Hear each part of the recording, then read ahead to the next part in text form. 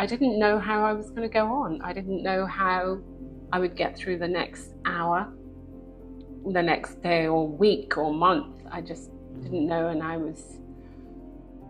was crying, screaming inside. And all of a sudden, I remembered God. And that's when I prayed those 3 words. My guest today chose faith over fear during a most difficult season in her life. The loneliness and desperation was so deep, she could only cry out 3 words to God, and those words changed her life forever. The 3 words? Stay tuned and find out.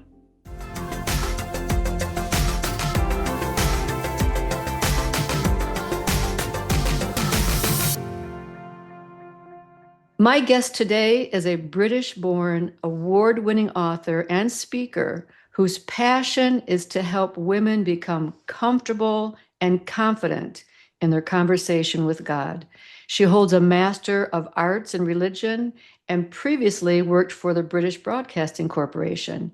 She is also the creator and writer of an Amazon Alexa skill called Alexa, say a prayer, which receives about 1,500 requests per day, which I think is so awesome. Please welcome my guest with me today, Rachel Britton. Thank you, Rachel, for being here with me today. Lana, thank you for inviting me. I'm Awesome. so happy to be here. I'm thankful, and I love that British accent. When we first met at the women's retreat last November, I had the privilege of being at the same conversation table with you, and as soon as I heard your accent, I I wanted to know your story, and I was even more intrigued by your inspiring story, Rachel. And you moved from England to the USA as a young mom with a 6-week-old baby. You left a job that you loved at the BBC in England, and you knew no one in the USA. You left everything behind, including the security of your family and friends, and that's tough. And I remember you telling me on the beach that day, the loneliness was absolutely horrific. And Rachel, as you know, loneliness is an epidemic among many, not just in the USA and England, but around the world. So whether it be isolation from family and friends or lack of companionship, many who will be watching this today can relate to loneliness. You were thousands of miles away from your family, and you said you became so lonely and desperate that you could only cry out 3 words to the Lord. So, Rachel, could you please share your journey through that stormy time in your life and how those 3 words changed your life? Well, before the storm, there was a time of calm, and we were living in London, my husband and I, and we just purchased our dream house. We spent 1 whole year looking for it. It was in an area of London where we really wanted to live, and it was a little Victorian house, very small, but it had a really beautiful tiled pathway and hallway, a bit like from Downton Abbey. And I was working for the BBC, like you said, and I was doing very well with them. They were paying for me to earn my MBA. Wow. So I felt everything was in place, that I was ready to also start a family. Um, and my husband at the time had come over to the US, to Massachusetts, just for work. And he called me, and he had news for me, and I had news for him. My news was I was pregnant. His, Wow. his news was that his company wanted him to transfer to Boston, Massachusetts.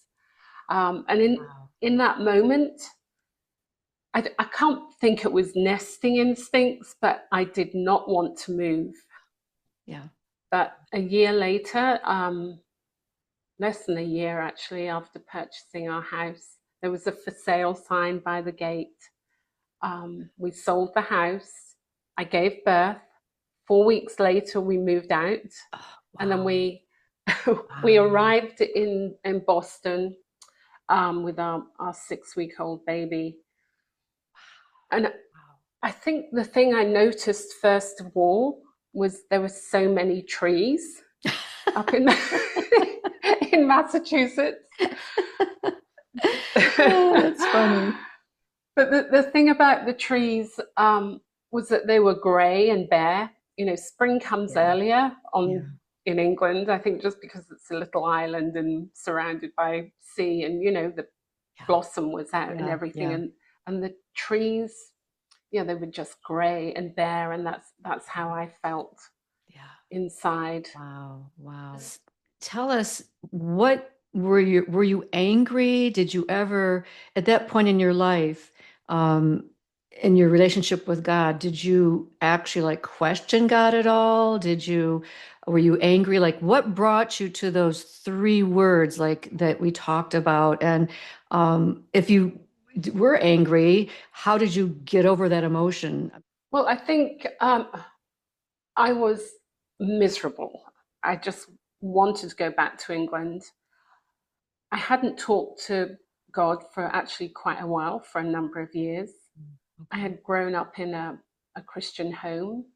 I knew Jesus was my savior, but God had been left out of my life. I wasn't angry. Um, I'd left him out because I felt like I couldn't live up to the standard of being a good Mm, Christian. okay. Yeah. Uh, you know, I didn't go to church enough. I didn't read my Bible enough. So at that point, when we arrived in the US and we'd been here a few months, um, my daughter was asleep in her travel cot in the bedroom, and my husband was watching American football, trying to learn all the rules Yeah. and everything. And I just went into our bedroom, and I didn't know how I was going to go on. I didn't know how I would get through the next hour, the next day, or week, or month. I just didn't Mm, know, and I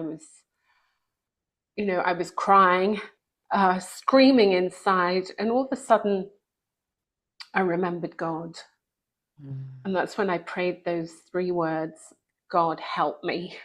Yes. And I was so desperate, but I felt His presence come over me. Mm. And I knew that he'd heard my prayer. I knew that he'd answered. Wow. But I have to admit, nothing really changed. Um, After that, my daughter woke up. I went back into the room. Mm. I still wanted to go home to England. That was Sure. my Yeah. overall Sure. mentality. Right. But something had changed within me. And I didn't Mm. realize that until I'm not sure how much longer it was, maybe a couple of weeks later. Somebody on the apartment complex that we were living on invited me to church. And for the first time in my life, I realized that I really wanted to go and that I was so desperate to know more about God. I wanted to study my Bible. It was like a total change inside of me. It was Wow. quite, it was amazing. Wow. Yeah. Wow. So those, isn't it interesting? Just three words. That's what amazes me is that your relationship with the Lord wasn't really that tight yet, but yet those three, all it took was three words. And Rachel, I mean, I'm just saying, God started to work in you. Might have been little by little, but still. And when you venture into the unknown, and in your case, moving to the U.S., and you had to experience fear and loneliness and isolation. And it's tough for someone to get over one of those emotions, but you, I'm sure, had all three emotions and maybe more at the same time. Was there something that you did that helped you through those emotions? How did you overcome all those emotions all at one time? Or was it little by little? Like, was it the church service? How did you overcome those emotions of loneliness and desperation? Well, I think it's just going back to that prayer, those three words. I think what happened in that prayer was that I actually uh, surrendered myself to God. There you go. Yeah, Yeah. absolutely. Um, and that was like my initial surrender. But after that, um, I still had to continue that surrender. I think getting over those emotions, um, I needed professional help. Mm-hmm. That move, Mm-hmm. all those changes in my life, having a Yeah. baby, leaving my family behind, leaving my friends, leaving, Wow. the city that I loved living in. I realized at one point that I was obviously suffering from depression. I Right. basically couldn't stop crying. And it was just through somebody at the church I started to attend, who was a mental health counselor, going Okay. to a workshop, that I realized that, and went and got uh, the help that I needed to overcome that huge change that I'd gone through in my life. Yeah. Yeah. Yeah. But with God, when I look back, I realize that it was the kindness of God, Mm. little things in my life that He was doing to help me through that loneliness, Yeah. being isolated. For instance, the first few weeks we were in Boston, I had to take my daughter to the pediatrician, and she Mm. she knew there and then I'd just moved there and didn't know anybody, and she put me in touch with another of her, her patients who Oh, just had a baby, okay. whose husband was English. This Oh, woman was wow. American, Wow. Awesome. Okay. Yeah, but her husband was English, so that really helped me through those Yeah. initial few weeks. And Wow. then when we moved into the apartment where I sat on the floor and cried my prayer, next door, a couple had moved in with a baby, which we didn't realize at first until our baby monitor kept going off. And when we'd go in to see our daughter, she was fast asleep and we couldn't figure out what was going on. That So had to my be really weird.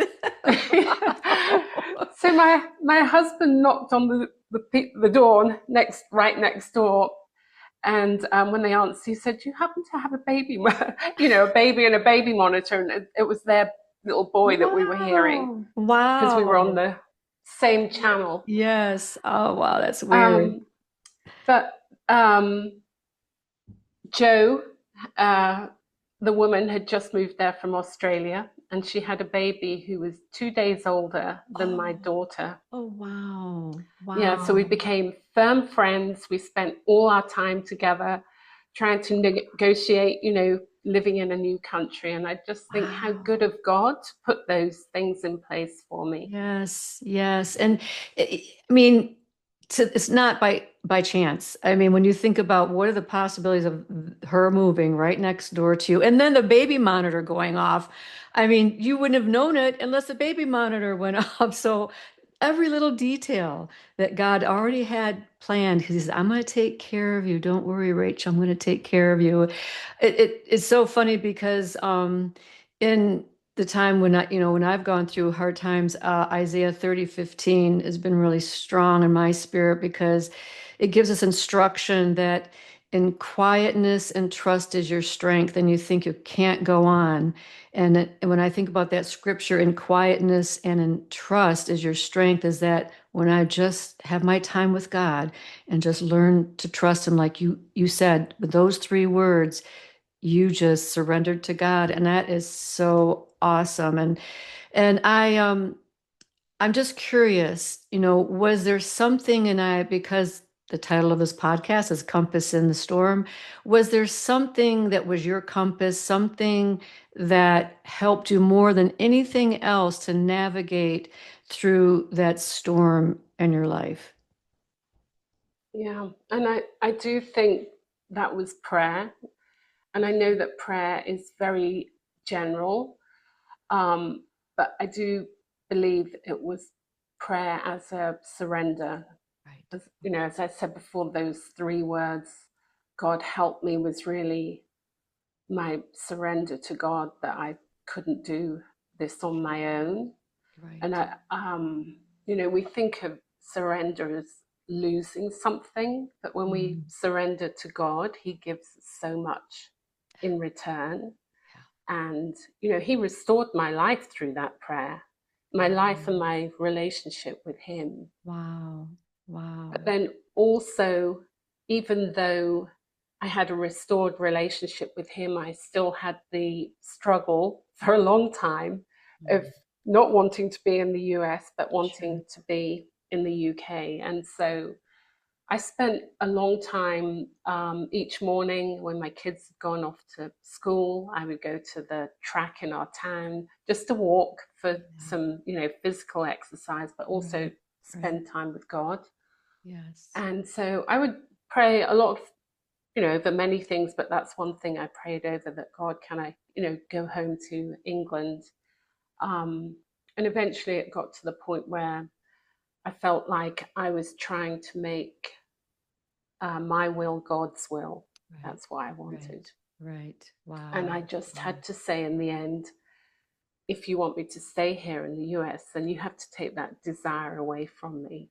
So it was kind of a surrender again, Yes. surrendering my desires to God. Awesome. Awesome. Yeah. Well, Rachel, and I'm just so glad. I mean, when I think of New York, I think of hustle and bustle. And of course, I live out here with the Amish. So it's like, I love where I live. And isn't it funny? The Lord put you where you love, and he put me where I love. And he just had that in the plan. So that's always a good thing to know, that sometimes it might not happen instantly. Sometimes people say a prayer and they think, well, why isn't this not happening? Well, sometimes it just happens gradually. So Rachel, what would you say was the most important thing you learned? Now, we're going to be talking about your book because I know you've written about this, and but for somebody that's listening, what would you say is the most important thing that you learned from that time in your life? Yeah. Um, the most important thing, and it's something that I'm still learning, Okay. in all of, when there are things in my life that are not going the way that I want, or, we're struggling. Mhm. And Yeah. that it's better to be in God's will than Mhm. in our own comfort. Okay. Good. Good. Um, we'd been here in the US for 2 years, and we had the opportunity to go back to England with my husband's job just for a few months. And we did that. And our intention was to settle there. Oh. And it wasn't coming together. We couldn't find anywhere to live. He was going to have to find another job. We then had three children under three.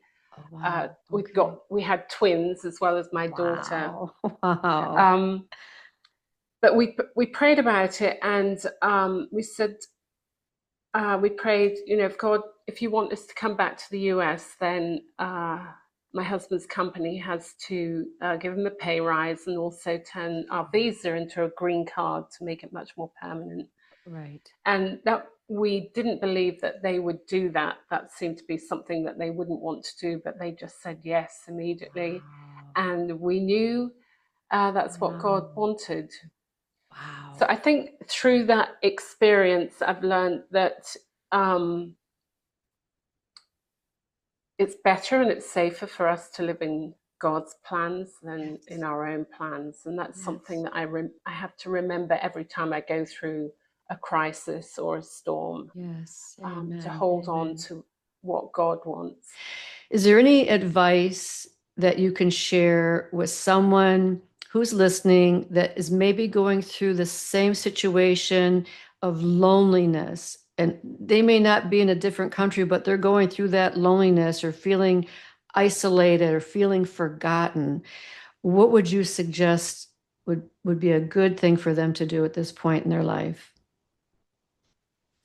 I think look for the kindness of God Mm. just in the little things of how He's taking care of you, and what He's doing for you, and hold on to those. Yes. And Yes. I think one thing you mentioned about my book, Pray Naturally, which focuses on um, a number of women from the Old Testament, like Sarah and Hagar and Naomi and Ruth. And as I was writing that book, that was one of the things that struck me. You know, these were women who had Mm. really difficult lives. Yeah. Yeah. But as I was writing about them, it just kept coming to me that, you know, God is kind. He was Yes. kind to them. He was kind to Sarah. He was kind to Naomi, who was, you know, hurting so much. Yes. And, you know, God is kind to us too. We have to Yes. remember that. Yes, he is. Absolutely good advice. Absolutely.